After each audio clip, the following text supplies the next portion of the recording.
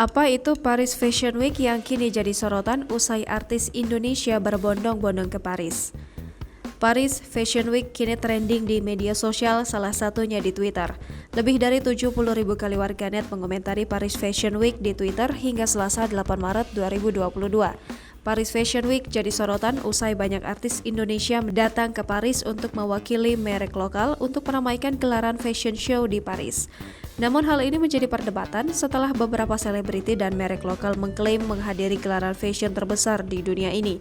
Padahal pengusaha Lucky Heng menyebut mereka hanya menghadiri fashion show di Paris, bukan Paris Fashion Week. Apa itu Paris Fashion Week?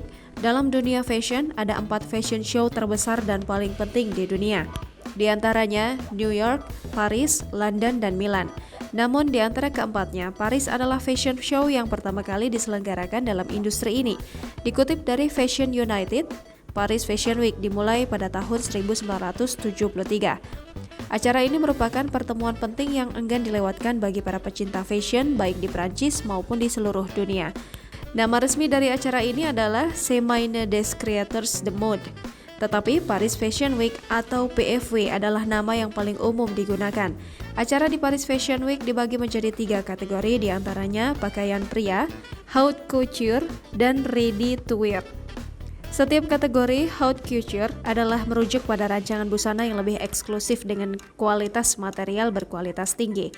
Agar memenuhi syarat, setiap brand harus memenuhi kriteria ketat yang ditetapkan untuk menjadi haute couture. Kriteria tersebut terdiri dari banyak aturan, salah satunya adalah persyaratan untuk membuat minimal 35 penampilan per tahun dan yang harus mencakup pakaian siang dan malam.